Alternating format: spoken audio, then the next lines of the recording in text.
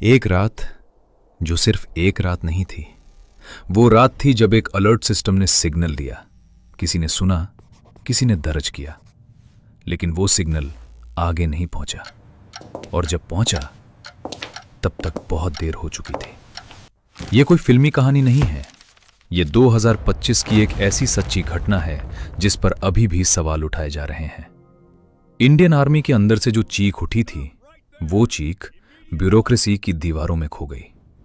सोचो एक पल के लिए, अगर आपके घर के दरवाजे पर कोई आ रहा हो और आपका अलार्म बज रहा हो, लेकिन आप सो रहे हो क्योंकि किसी ने उस अलार्म की बैटरी निकाली हुई हो, तो फिर क्या बचेगा? यही हुआ 2025 में लाइन ऑफ कंट्रोल के पास, और इसका दर्द सिर्फ फौज ने नहीं, आम नागरिक भी भोगा।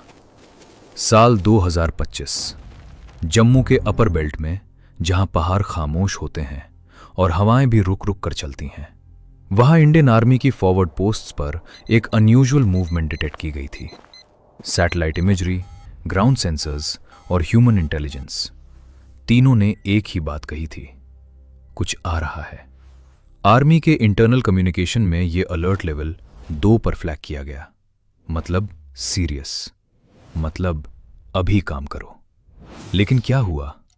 वो अलर्ट एक डेस्क पर पड़ा रहा, फिर दूसरी डेस्क पर, फिर एक मीटिंग में, फिर अप्रूवल की क्यू में, और बॉर्डर खामोश नहीं था।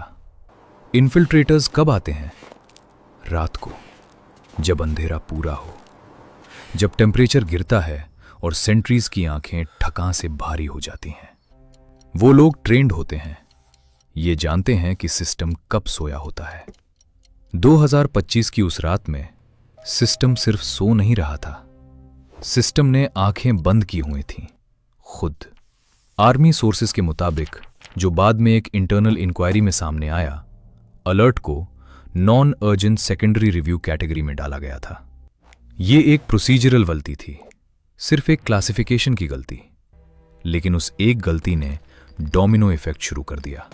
जब तक क्लियरेंस मिली, जब तक रीजनल कमांड तक मैसेज पहुंचा, जब तक रैपिड रिस्पांस टीम को मोबिलाइज किया गया, 11 घंटे निकल चुके थे।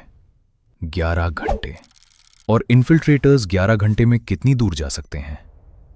बहुत दूर, खतराना हद तक दूर। यह सिर्फ एक सिक्योरिटी ब्रीच नहीं थी, ये एक जिम्मेदारी का सवाल था, और वो जिम्मेदारी काफी लोगों के हाथ से फिसल चुकी थी। पहाड़ के नीचे उसी इलाके में कुछ गांव हैं, छोटे गांव, जिनके लोग रोज सुबह उठते हैं, अपने खेत संभालते हैं, अपने बच्चे स्कूल भेजते हैं, ये सोचते हुए कि सरहद पर फौजी हैं तो हम महफूज हैं। लेकिन वो रात उनके लिए भी अलग नहीं रही। कुछ रिपोर्ट्स में आया कि उस इलाके के एक गांव में सिविलियन मूवमेंट सस्पिशियस लगा। बाद में पता चला कि इन्फिल्ट्रेटर्स ने टेम्परेरीली एक स्ट्रक्चर यूज किया था। सिविलियंस को कुछ हुआ नहीं, लेकिन वो मेरे तेरे जैसा एक आम इंसान की उंगलियों से निकल गई थी। जिंदगी सीधा। तो सवाल ये है, आखिर हुआ क्या? इंटरनल इंक्वायरी ने पाया कि अलर्ट डिले का मैं कारण था inter departmental coordination gap.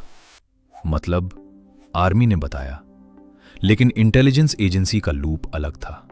Agency का डेटा सिविल एडमिनिस्ट्रेशन तक पूरी तरह शेयर नहीं हुआ, और रैपिड रिस्पांस का ट्रिगर तब बनता है जब तीनों एक साथ सिग्नल देते हैं।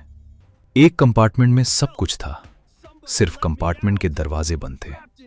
ये पहली बार नहीं था, 2016 में भी, 2019 में भी। हर बार एक नया कमेटी बनती है, एक नया रिव्यू होता है, एक नया रिपोर्ट लिखी जाती है, और फिर वो रिपोर्ट भी किसी डेस्क की ड्रॉर में चली जाती है। आप सोच रहे होंगे, तो फिर क्या हुआ उन इन्फिल्ट्रेटर्स का? कुछ को पकड़ा गया, कुछ एनकाउंटर में मारे गए। ऑपरेशन सफल था ऑफिशियली, लेकिन ऑफिशियली सफल और एक्चुअली सेफ में एक बहुत बड़ा फर्क होता है। वो 11 घंटे, वो एक खिड़की थी जो सिस्टम ने खुद खोली थी, और उस खिड़की से कितना आया, कितना गया, वो पूरी तरह कभी सामने नहीं आया। कुछ फाइल्स अभी भी क्लासिफाइड हैं, कुछ सवाल अभी भी बाकी हैं। आज 2026 में जब हम ये कहानी सुन रहे हैं, तो ये सिर्फ एक पास्ट की घटना नहीं है, ये एक दर्पण है। हम एक ऐसी दुनिया में जीते हैं जहां टेक्नोलॉजी इतनी एडवांस्ड है कि एक सैटेलाइट आपका चेहरा रिकॉग्नाइज कर सकती है, जहां AI systems real time threats predict कर सकते हैं, जहां हम मार्स तक पहुंचने की बात करते हैं, और फिर भी एक अलर्ट 11 घंटे तक पड़ा रहा क्योंकि कोई उससे ऑर्गेंट नहीं मान रहा था।